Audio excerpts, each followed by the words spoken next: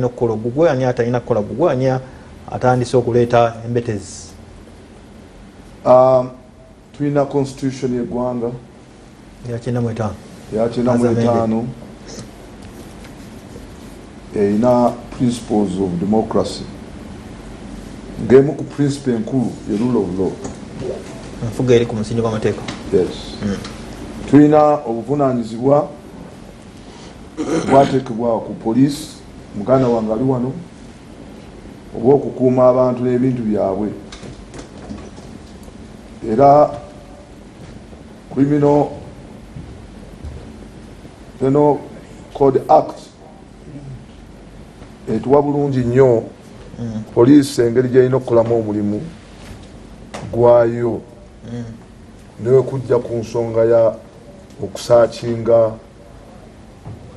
omuntu yenna aba property ya individu yenna okukebera ng'eyagala okunoonyereza ku muntu oyo erina eddembe erigiweebwa act eyo.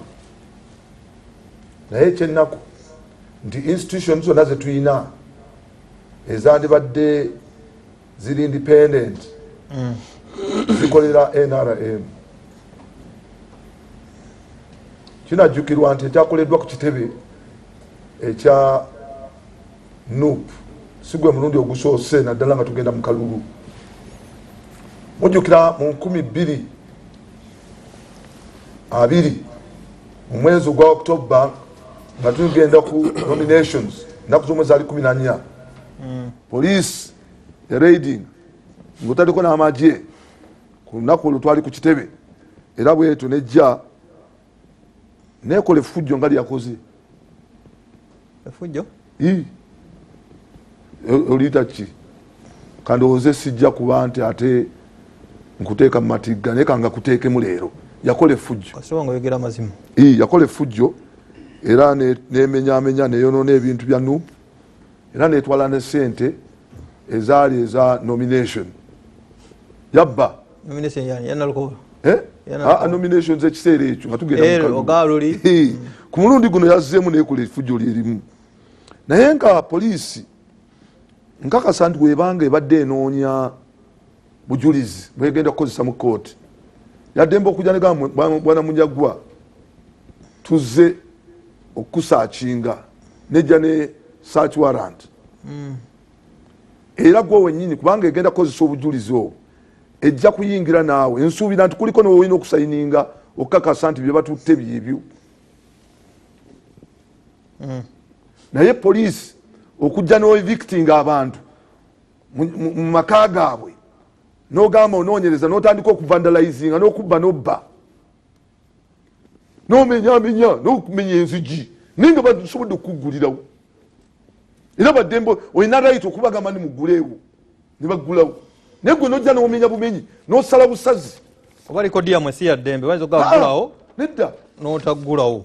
Waliwo n'omwatu omulala ogwogenda mu kooti era n'ofuna search warrant eya kooti n'ojja n'okola omulimu gwo nga ne kooti etegedde nti onoonya bujulizi bw'ogenda okukozesera mu kooti.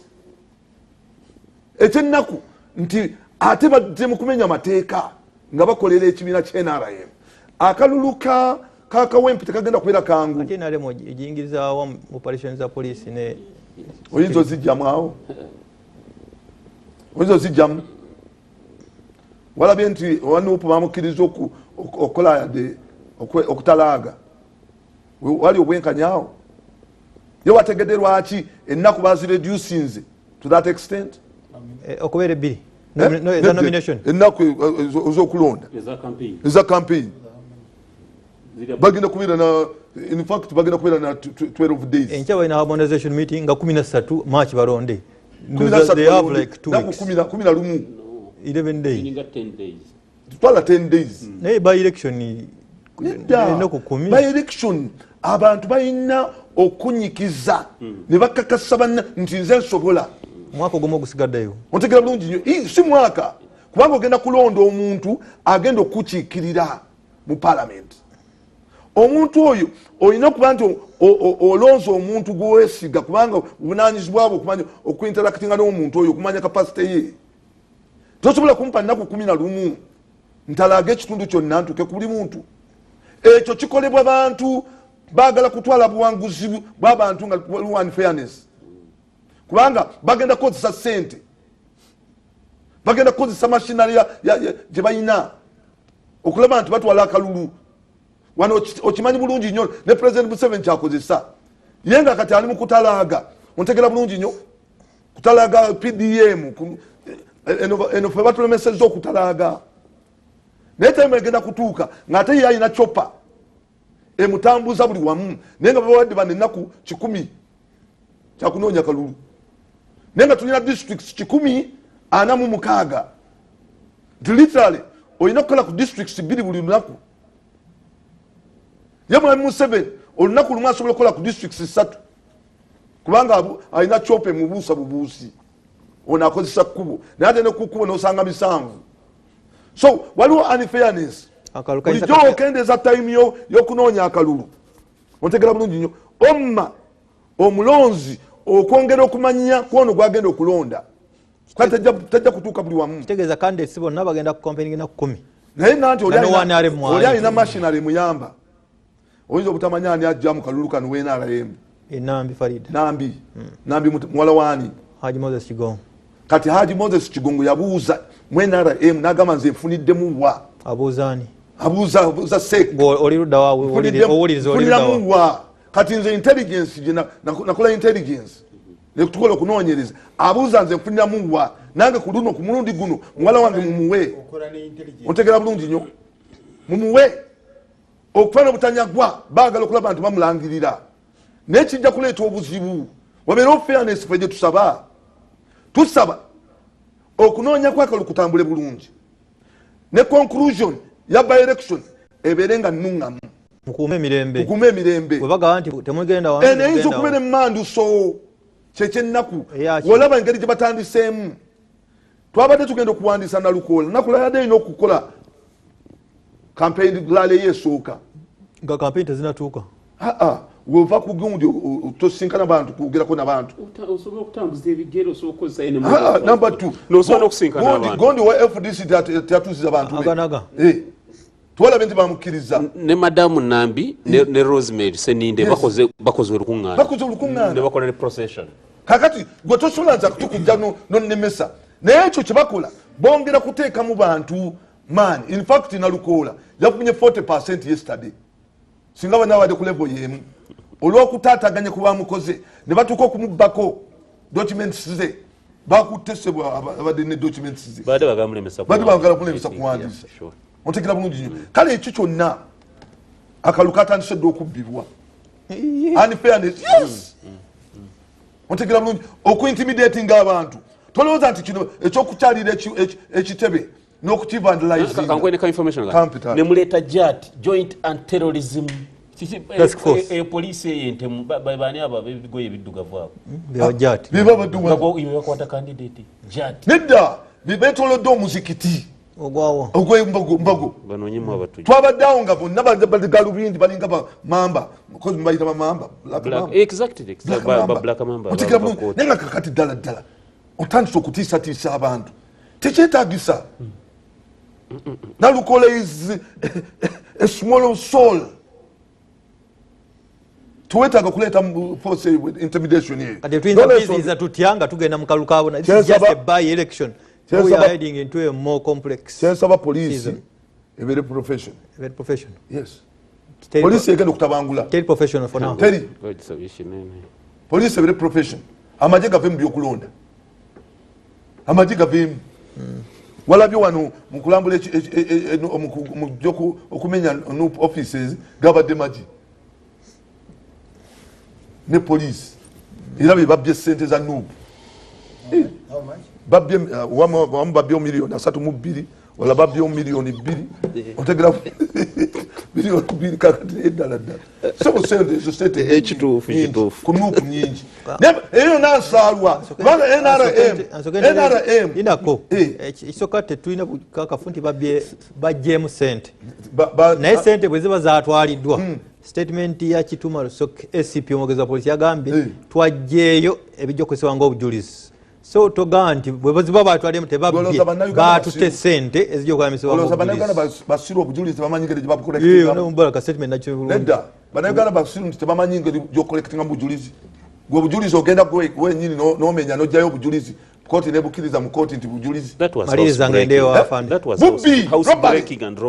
robbery malicious damage tosobola kujja kumenya ekyomukisa omulungi twategedde gye babitadde ebimu kubanga IT department ya NUMP yakabi twateekamu GPS ikambyogere tumanyi bwebiri ne president yatwitinze president wa NUP ate lwaki lwakuba wobeera ne system yo ng'ogyesiga oteekamu nti byonna tubalaba nebyemukola byonna tubalaba naye ate waliwo agamba nti it's not criminal okugamba omulabe nti nkulaba nakakati ndi mukamooli nkulaba kyokola kyonna nkulaba walabaga nti ate mwaba mazemu amaanyi mugaba mujja kuzoganya simanyi mujja kukola kino naye majje bwe gazze okwaza ofiisi teryalabiseeko ate twalabiseeko misinde kakola tonde mwalabiseeko nga bamaze kumenya mukebera bitabo tegyabadde misinde ate tojja kubeera nti oli aleese ebisi osigala naawe obeere ng'ogambako nti ogenda kulwanyisa ekisa ekyo nabire ku mitimbagano tebibadde byange biraka byadde bibi abantu bawagidde buwagizi nti mugende mu maaso mwakoze ekituufu ekyaki ekyokudukawo oddako emabega kangende wafandana toli muleterwa oddako emabega n'okomawo ng'omaze okuwaga n'olaba ki kyebagenda okukola kiri criminal kulabisa era twalabisiza nyini ova mukwanjula komaawo leka mbulira yagenda okutwalamu gwemunyago gwakola amateeka agenda kutwala gundi obujulizi tewali yamenye section kankwiteeka wano nsonyiwe amaaso kugwanga section 27 subsection 4 eya police act nga for them to conduct such a search balina okugobera amateeka under the magistrates court act whereby balina okufuna court order search warrant okuva wa chief magistrate mwebale nnyo mukama abawomukisa kuyigiriza amateeka amaaso kugwanga injinia omaze afaanana toli matero ebyokwerinda n'obutebenkevu nga twolekera 226 bakusonzeemu nti mwaba tabangula mu kifo ky'okutereeza neyanziza muganda wange okundeeta eri abakulu bano tusobole okwogera ku nsonga ez'enjawulo ezitukwatako wabula saagala kwogera ngabo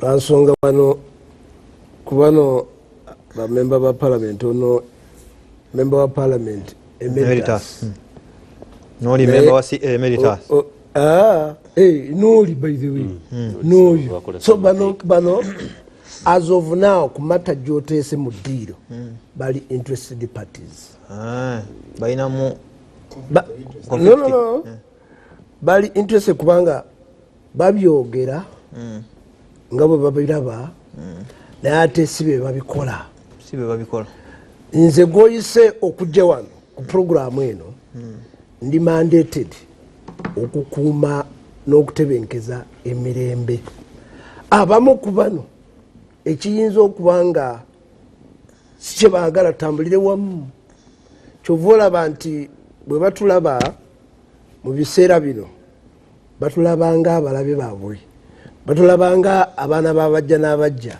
naye njagala okusooka okutegeeza abatulaba n'abatuuliriza ndife tetulina muntu yenna bw'aba atambulira mu nkola y'amateeka bw'aba nga atambula naffe okuba nti ajja kuteteeganyizibwa by'abaakola. Ekyokubiri, nze ng'omusirikale ali mandated njagala okusomesa bino wammanga. Ekisooka nti ffe ng'abapoliisi tetutula mu parliament, bano batula mu parliament aba baaliko. Ate n'ekyomukisa omulungi, Rwomushana yakola amateeka semateeka eno kyenjagala okutegeeza abatulaba nti tolina ngeri gyosobola kwawulamu poliisi mu byobufuzi olw'ensonga amateeka agakolebwa bano fo tugateesa mu nkola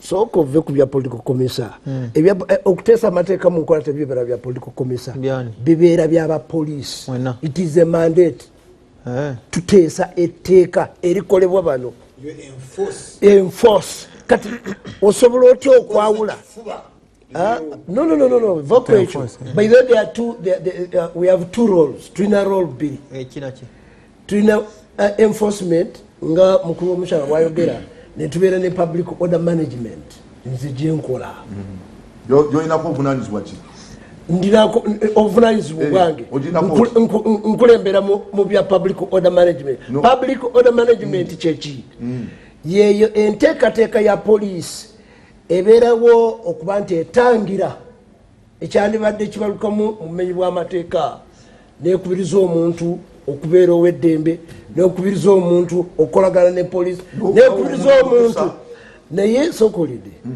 lwaki oyagala okuba nti ombuuza ennyo nga bw'obadde oyogera sikuteteganyizaolinga ayagala okulowooza nti onteeka ebigambo byo bye mba ngenderako sebo twewa ekitiibwa wano. So nga tutambula mu mbeera ng'eno njagala okukubiriza nti tutegeere bulungi obuvunanyizibwa bwa poliisi tulyoke tubuuze poliisi eyingiriramu wa amateeka ago gonna agoogerwako kiba kirungi nnyo n'ojjayo section ate kyamukisa mulungi nti nga organization yammwe mugirirako obuvunanyizibwa nti osobola okusuwinga oba naye nekusuwinga yeyo procedures. So mu kifo ekyokujja ku programu wano tulaga obukyamu bwa poliisi tukole bwe tuti nze mbasaba bwe bamulabye nti poliisi tekoze bulungi tugitwale mu kooti tusobozese bannayuganda abatulaba bayige nti enkola y'amateeka bweti bwetambula naye bwojja wano n'otandika okugamba poliisi eri bweti poliisi eri ya kibiina poliisi eri kyembabuuzaako yelo mu kala zonna yawerebwa mu Uganda kubanga ogenda n'osanga omuntu n'ayogera yelo kati yelo eri mu kala ya Uganda yelo nze ng'omukatuliki tulina kala bbiri kuliko yelo ne white kati kyotegeeza bwe nvaayo ng'omukatuliki okulaga yelo mba ngenze mu NRM naye ate ne bwe mba nga ngenzeeyo buzibu ki so ekyo kisooka. Ekyokubiri nti nze ng'omupoliisi mu mbeera gye mba ntambuliramu ndina abooluganda lwange nabana abambi bano boolaba bano mikwano gyange nina abooluganda lwange nina ab'emikwano gyange nina mukyala wange ng'ayagala kwesimbawo mu byobufuzi. So tojja kugamba nti poliisi tejja kuba nti etambulira wamu n'abo abatambulira mu mbeera y'amateeka. So nsaba abatuwuliriza n'abatulaba mubeere basaale tuleme kuba nti tubuzaabuzibwa ngeri ki poliisi gyebeekolamu ebintu byayo.